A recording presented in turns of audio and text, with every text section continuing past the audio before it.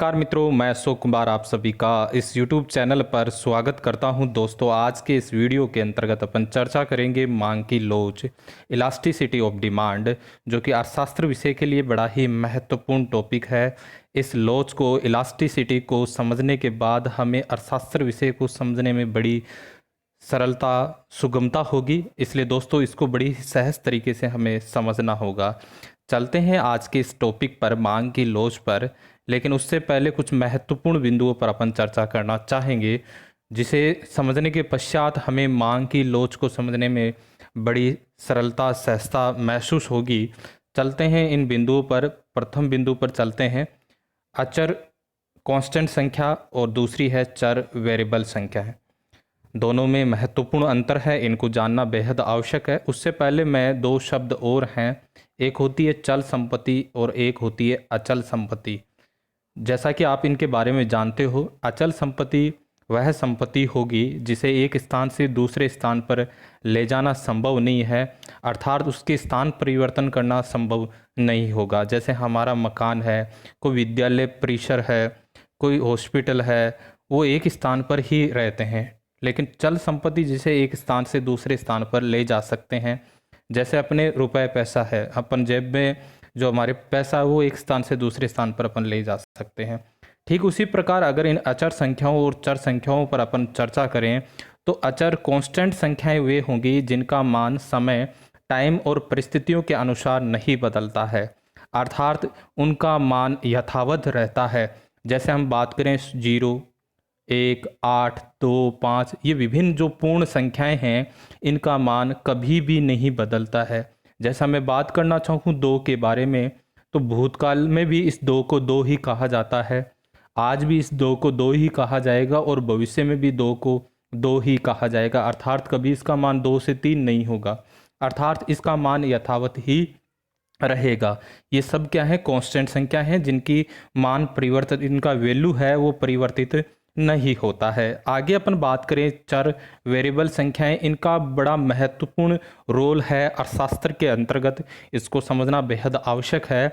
ये वे संख्याएं होंगी जिनका समय और परिस्थितियों के अनुसार मान बदलता है, अर्थात इनके मान, इनकी वैल्यू परिवर्तित होती रहती है। जैसे x और y, हम बीजगणित में इसका प्रयोग करते हैं, माना x बराबर 100, और हम देखते हैं यहाँ जिसको माना उसकी वैल्यू भी हम प्राप्त करते हैं, वो निश्चित नहीं होती।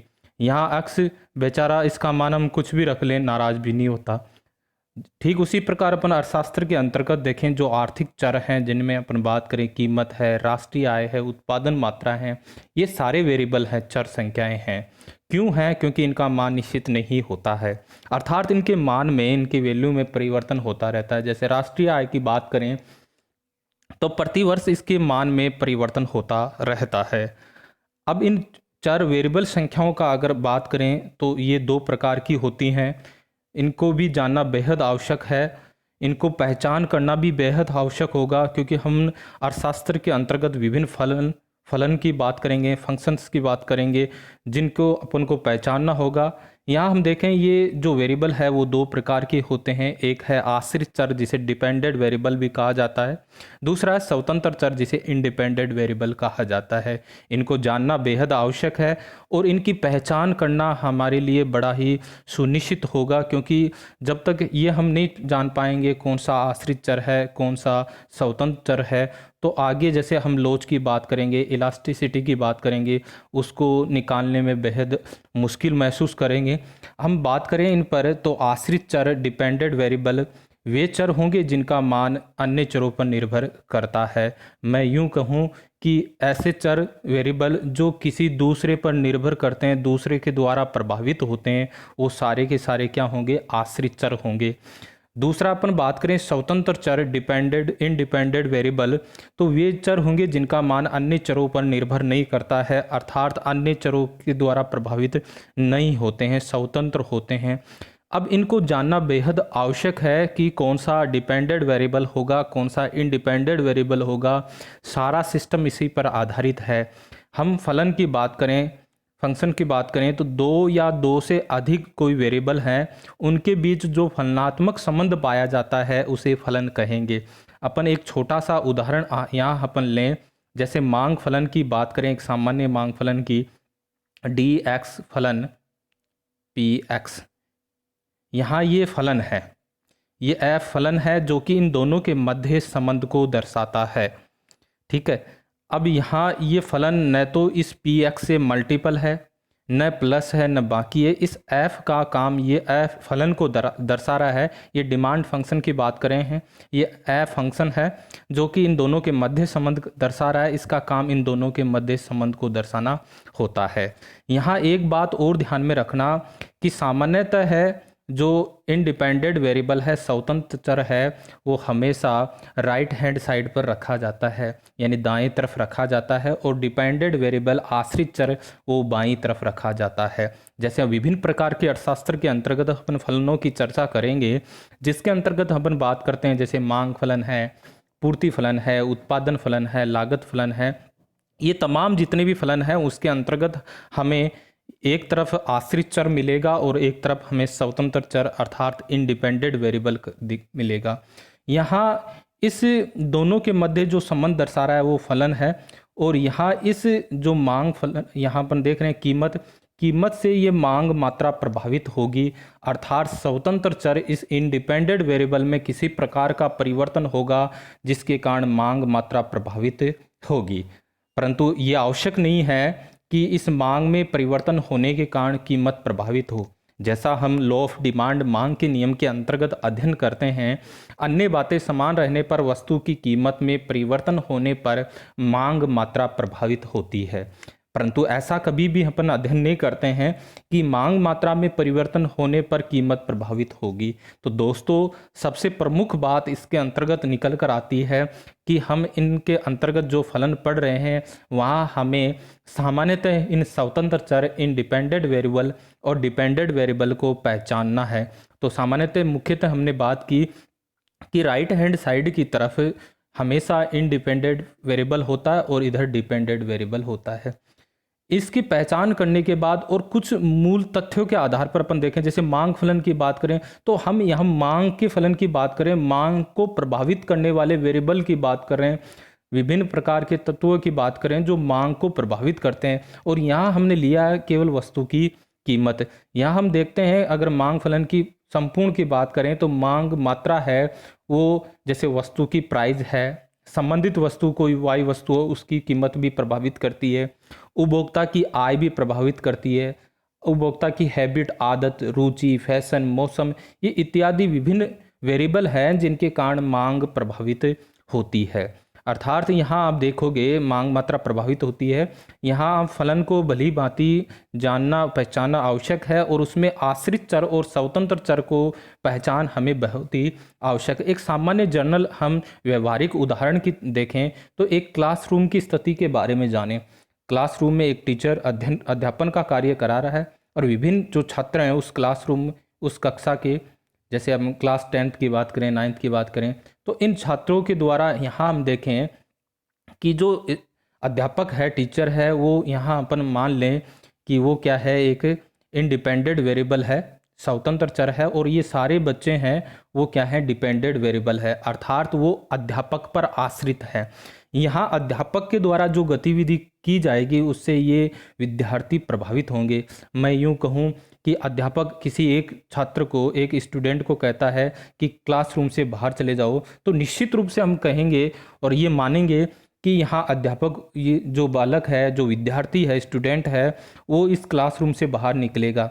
परंतु यहाँ हम ये कहें कि एक विद्यार्थी के द्वारा इस गुरुजी को, इस टीचर को, अध्यापक को कहा जाए कि आप इस क्लासरूम से बाहर जाइए, तो यहाँ उस अध्यापक के विवेक की बात है कि वो जा भी सकता और नहीं भी जा सकता। जरूरी नहीं है कि वो विद्यार्थी के आदेश की पालना करे। तो यहाँ हम एक छोटा सा जर्नल सामान्य उदाहरण लिया है जिसके अंतर्गत हमने समझा है कि अध्यापक यहाँ क्या है, इंडिपेंडेंट वेरिएबल है, स्वतंत्र चर है, और जो विद्यार्थी हैं वो डिपेंडेंट वेरिएबल है। तो ये हमें एक इनको जानना बड़ी आवश्यक है, क्योंकि यहाँ हम देखेंगे जो भी परिवर्तन किए जाएंगे वो हमेशा स्वतंत्र चर, इंडिपेंडेंट वेरिएबल के द्वारा किए जाएंगे, और जिनका प्रभाव किस पर पड़ेगा, डिपेंडेंट वेरिएबल पर पड़ेगा। ठीक है, आगे अपन चलते हैं। इसके अंतर्गत बात करें, इन बिंदुओं पर, और जिसकी आज इस वीडियो के अंतर्गत अपन चर्चा करने जा रहे हैं वह हम अपन बात करें लोच पर, इलास्टिसिटी पर। बड़ा ही महत्वपूर्ण टॉपिक है, बड़ी सहजता से हमें इसको समझने की आवश्यकता है। चलते हैं लोच पर। लोच को अंतर्गत अपन बात करें, सामान्य शब्दों में हम व्यवहारिक रूप में लोच, हमने परिवार के अंतर्गत कई बार शब्द का प्रयोग किया होगा।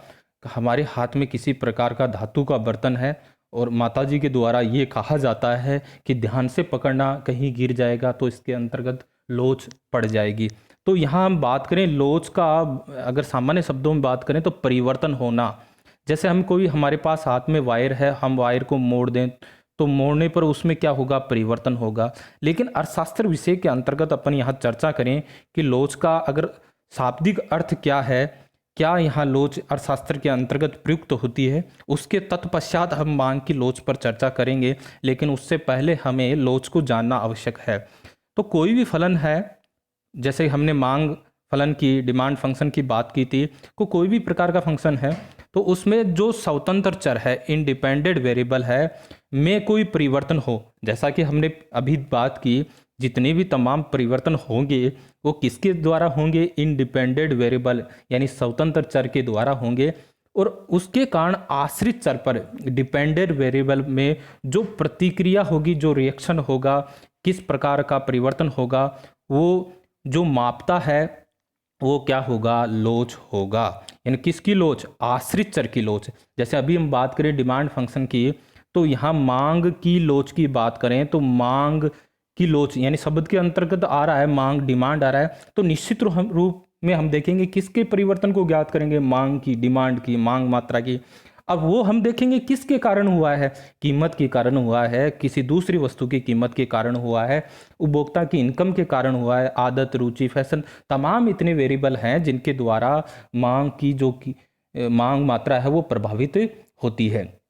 तो यहाँ हमने ये देखा, अगर इसको सूत्र रूप में अपन बात करें तो लोच है वो आश्रित चर है, यानी डिपेंडेंट वेरिएबल में प्रतिशत या आनुपातिक परिवर्तन अपोन स्वतंत्र चर में, स्वतंत्र चर में प्रतिशत या आनुपातिक परिवर्तन।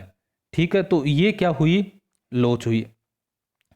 तो यहाँ अगर ये इलास्टिसिटी के आप समझ गए होंगे कि आश्रित चर में या तो परसेंटेज या आनुपातिक परिवर्तन, या स्वतंत्र चर में परसेंटेज या आनुपातिक परिवर्तन।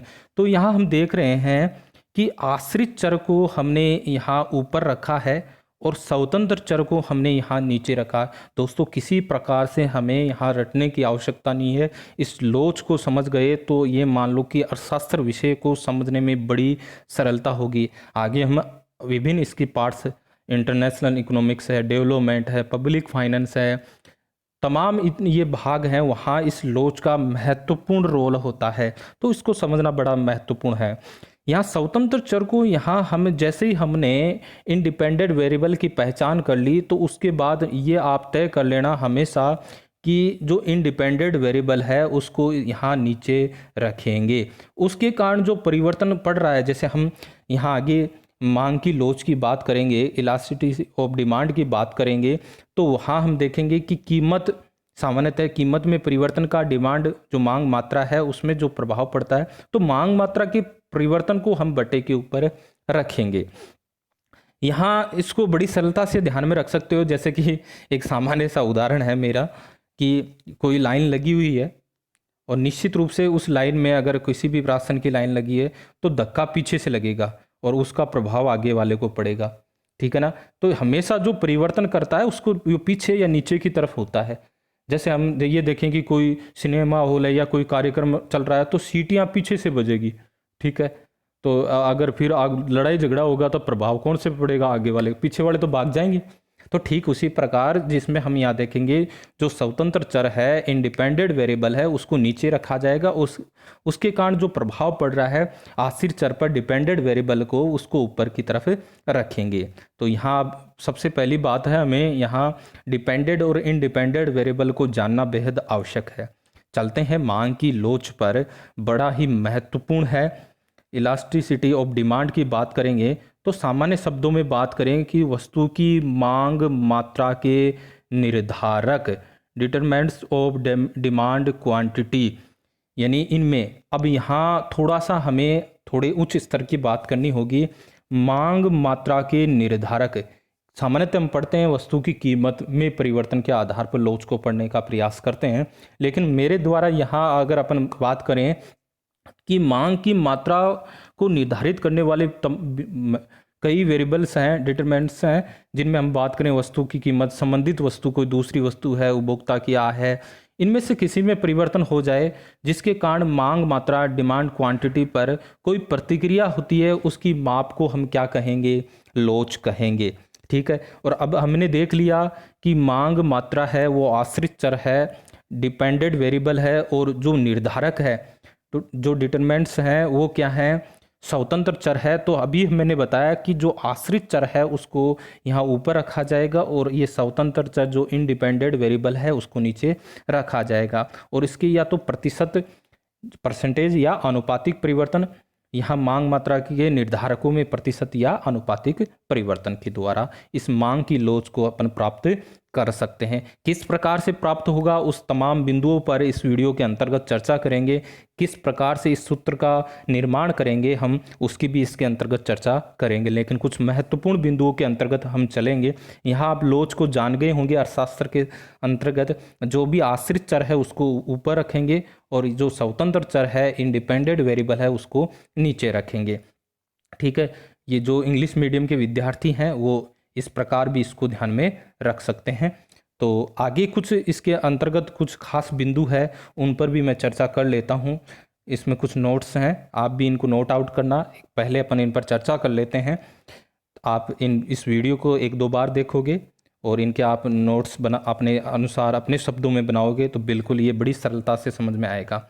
मांग का जो नियम है, लॉ ऑफ डिमांड की बात करें तो वो गुणात्मक कथन है, क्वालिटिव स्टेटमेंट है। क्यों है? क्योंकि यह कीमत में परिवर्तन, यानी प्राइस में कोई भी प्रकार का परिवर्तन हो, चेंजेज हो, तो के परिणाम स्वरूप मांग मात्रा में कोई भी चेंज है उसकी डायरेक्शन को बताता है। और हमने लॉ ऑफ डिमांड के अंतर्गत देखा कि वस्तु की कीमत में वृद्धि होने पर क्वांटिटी में कमी या कीमत में कमी होने पर क्वांटिटी में वृद्धि, अर्थात डायरेक्शन की बात करता है। यहाँ मांग का नियम हमें बड़ा महत्वपूर्ण बिंदु है दोस्तों, क्वेश्चन बन सकता है यहाँ से। मांग का नियम हमें यह नहीं बताता कि कीमत में परिवर्तन होने के फलस्वरूप वस्तु की मांग मात्रा है, क्वांटिटी है, उसमें कितना परिवर्तन होगा, हाउ मच, कितनी मात्रा में परिवर्तन होगा, उसकी बात नहीं करता है मांग का नियम, लॉ ऑफ डिमांड। केवल वो यही बात की चर्चा करता है कि कीमत में परिवर्तन का अपोजिट मांग मात्रा क्वांटिटी पर प्रभाव पड़ेगा। लेकिन इस बात की अगर हम कहाँ कितना परिवर्तन होगा ये कहाँ से निकले, तो ये हमें मांग की लोच, इलास्टिसिटी ऑफ डिमांड की तकनीकी विचार, टेक्नोलॉजी कंसेप्ट के अंतर्गत पता चलता है। और उसकी अपन इस वीडियो के अंतर्गत चर्चा करेंगे कि कीमत में किसी प्रकार का जैसे 10%, 20% कोई भी परिवर्तन हुआ होगा, उसके कारण मांग मात्रा पर कितना परिवर्तन हुआ है वो हम इस लोच के द्वारा प्राप्त कर सकते हैं। दूसरा, अगर इसके नोट के अंतर्गत हम देखें तो मांग की लोच है वो सापेक्ष होती है, रिलेटिव होती है। ठीक है, अनुपातिक परिवर्तन की बात करती है, जबकि हमने कीमत प्रभाव की बात की थी वो निरपेक्ष कंसेप्ट है, उसमें कीमत और मांग मात्रा के एक निरपेक्ष संबंध को दर्शाता है, कीमत में परिवर्तन होने के कारण मांग मात्रा। लेकिन ये यहाँ सापेक्ष, रिलेटिव, जहाँ हमने परसेंटेज और आनुपातिक परिवर्तन की बात की है। आगे हम कोई सांख्यिकी उदाहरण के द्वारा भी, संख्यात्मक उदाहरण के द्वारा भी इसको समझेंगे। आगे अपन बात करें, मांग की लोच का जो मान होता है वो शून्य से अनंत के बीच में होता है, यानी मिनिमम इसका शून्य होता है और यहाँ अनंत होता है। ठीक है, हम जैसे ही इसके अंतर्गत सूत्र का निर्माण करेंगे, हमें एक माइनस का निशान जो कि केवल डायरेक्शन को से संबंधित है, इसकी लोच का जो अगर मान की बात करें तो इस माइनस के निशान को अपन शामिल नहीं करेंगे। ठीक है, जिसके आगे हम चर्चा करेंगे। ये एक आयामहीन संकल्पना है, बड़ी महत्वपूर्ण बात है। हम जैसे एक विमा, द्विविमा, है ना, 1D, 2D, 3D, इस प्रकार की अपन 4D ये चर्चा करते हैं, लेकिन ये एक क्या है, आयामहीन संकल्पना है। ठीक है, ये भी ध्यान में रखना, क्योंकि यहाँ हम देख रहे हैं इसकी वैल्यू 0 से अनंत है। ठीक है, तो इस प्रकार, और इसके गुणांक को उसके बीजगणितीय मूल्य के अनुसार क्रम स्थापित किया जा सकता है। जैसे हम देख सकते हैं 0 है, किसी की इलास्टिसिटी 2 है, 3 है, तो इस प्रकार हम इनको क्रम दे सकते हैं और हम यहाँ पता लगा सकते हैं कि किसकी लोच अधिक है और किसकी लोच क्या है, कम है। तो ये कुछ महत्वपूर्ण बिंदु है। ये पहला बिंदु जो नोट के रूप में अपन लिखे हैं, मांग का नियम है, ये बड़ा महत्वपूर्ण है, यहाँ से प्रश्न बन सकता है, तो इसको भी जानना बेहद आवश्यक है। चलते हैं आगे। अब मांग की लोच के प्रकार पर चर्चा करते हैं। Types of elasticity of demand की बात करें तो सामान्यतः हम 3 प्रकार की बात करते हैं। मांग की कीमत लोच की बात करते हैं, मांग की आय लोच की बात करते हैं, और मांग की तिरछी लोच की। प्राइस इलास्टिसिटी की बात करते हैं, इनकम की बात करते हैं, और क्रॉस की बात करते हैं।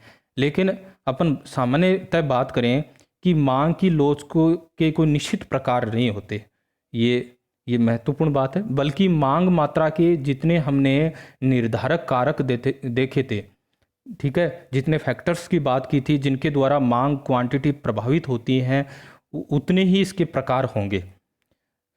लेकिन यहाँ हम देखें कि मांग मात्रा के कुछ जो फैक्टर्स हैं, निर्धारक हैं, डिटरमिनेंट्स हैं, उनमें जैसे रुचि है, फैशन है, आदत है, इनका कोई प्रत्यक्ष माप हम निर्धारित नहीं कर सकते कि कितनी रुचि, उसको हम किसी प्रकार माप के द्वारा उसका मापन नहीं किया जा सकता। कोई भी इकाई के द्वारा आदत है, कितनी की इकाई आदत है, इसके अपने मतलब प्रत्यक्ष माप संभव नहीं है। इसलिए मांग की लोच के हम कितने प्रकारों का अध्ययन करते हैं, 3 है। वैसे आपसे सामान्यतः जनरली पूछ लिया जाए तो कितने प्रकार होंगे, जितने उसके निर्धारक होंगे उतने ही प्रकार होंगे। लेकिन वास्तव में हम देखें कि रुचि, फैशन, आदत, ये इतने वेरिएबल ऐसे हैं जिनका हम प्रत्यक्ष माप संभव नहीं कर सकते। इसलिए मांग की लोच के हम 3 प्रकारों का अध्ययन करेंगे। मांग की कीमत लोच, मांग की आय लोच, और मांग की तिरछी लोच। बड़ी विस्तार से इनकी चर्चा की जाएगी, तमाम उन बिंदुओं पर चर्चा की जाएगी जो हमें परीक्षा के अंतर्गत पूछे जाते हैं और जहां से प्रश्न बन सकते हैं। दोस्तों बने रहे मेरे साथ। अब चलते हैं मांग की मूल्य लोच। यहाँ पहली जो प्रकार है उस पर चर्चा कर लेते हैं। हमने यहाँ देखा 3 ही प्रकारों पर चर्चा करेंगे। वैसे तो जितने इसके निर्धारक हैं, डिटरमिनेंट हैं, उतनी ही इसकी लोच के प्रकार होंगे, लेकिन यहाँ हम उनकी प्रत्यक्ष माप संभव होने के नहीं होने के कारण यहाँ 3 ही इसके प्रकार अपन देखेंगे। मांग की मूल्य लोच, तो यहाँ से इसके शब्द से ही पता चल रहा है कि मांग की मूल्य लोच की बात कर रहे हैं। तो यहाँ हमें पता चल गया कि मांग मात्रा है वो है आश्रित चर, डिपेंडेंट वेरिएबल, और जो मूल्य है, कीमत है, वो है इंडिपेंडेंट वेरिएबल। तो निश्चित रूप से हमें यहाँ से तय हो गया कि कीमत में प्रतिशत या आनुपातिक जो परसेंटेज परिवर्तन है उसको नीचे रखा जाएगा और मांग मात्रा क्वांटिटी के परिवर्तन को ऊपर रखा जाएगा, अन्य बातें समान रहने पर। क्योंकि यहाँ केवल हमने जो स्वतंत्र चर यानी इंडिपेंडेंट वेरिएबल के अंतर्गत जिसका परिवर्तन देख रहे हैं वो केवल वस्तु की कीमत की बात कर रहे हैं, और अन्य जितने भी तमाम जो वेरिएबल हैं जो कि डिमांड को, मांग मात्रा को प्रभावित करते हैं, उनको क्या रखेंगे, कांस्टेंट रखेंगे। तो इस कीमत में परिवर्तन की, वस्तु की प्राइस में परिवर्तन के कारण मांग मात्रा में जो प्रतिक्रिया होती है, ठीक है, उसको मांग की कीमत लोच कहते हैं। सामान्य शब्दों में अगर इस फलन की बात करें, डिमांड फंक्शन की बात करें, तो ये क्यू फलन पी। तो यहाँ पी क्या हो गया, अभी हमने बात की थी स्वतंत्र चर इंडिपेंडेंट वेरिएबल, और ये हो गया डिपेंडेंट वेरिएबल, और ये बड़ी आसानी से इसके सूत्र का हम निर्माण कर सकते हैं। ये हो गया, ठीक है, मांग मात्रा में प्रतिशत या अनुपातिक परिवर्तन और वस्तु की कीमत में प्रतिशत या अनुपातिक परिवर्तन। अब इसको सांकेतिक रूप से किस प्रकार से हम प्राप्त कर सकते हैं, तो हम देखें कि ये प्रारंभिक प्राइस है और ये प्रारंभिक मांग मात्रा है। अब इसमें परिवर्तन हुआ है जिसके कारण निश्चित रूप से मांग के नियम के अनुसार इस वस्तु की मांग मात्रा क्वांटिटी प्रभावित होगी। जैसा कि हमने जब छोटी क्लासों में पढ़ते थे तब देखते थे कि कोई वस्तु हमने 100 रुपये में खरीदी और उसको हमने 120 रुपये में, या हम कहें 200 रुपये में खरीदी और 250 रुपये में हमने बेच दी, ठीक है। इसका क्रय मूल्य वो 200 रुपये है और विक्रय मूल्य इसका 250 रुपये है।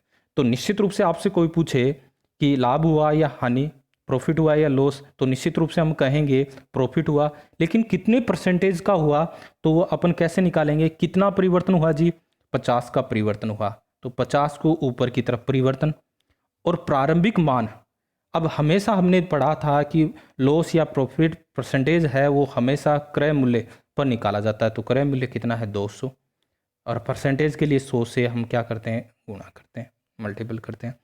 तो यहाँ दोस्तों बड़ी महत्वपूर्ण बात है कि यहाँ इस 200 को ही क्यों रखा, 250 को क्यों नहीं रखा, 250 को क्यों नहीं रखा।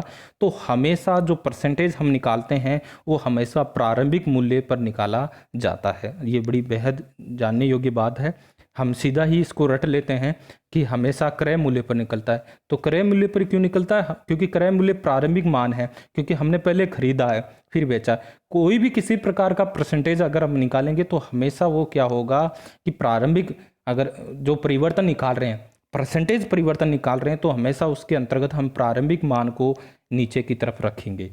तो यहाँ हम देखें कि हमने देखा कीमत इतनी और प्रारंभिक जो क्वांटिटी है वो इतनी, कीमत में परिवर्तन हुआ होगा, जैसे कीमत 10 से 15 हुई होगी, जो भी है उसके आगे हम संख्यात्मक उदाहरण के द्वारा, न्यूमेरिकल के द्वारा भी प्राप्त करेंगे। अब कितना परिवर्तन हुआ, डेल्टा पी, यहाँ ये त्रिभुज का आपको निशान दिखाई दे रहा होगा, तो ये परिवर्तन को दर्शा रहा है। तो कितना होगा P1 माइनस पी और डेल्टा क्यू, ठीक है, तो क्या होगा Q1 माइनस क्यू, ठीक है।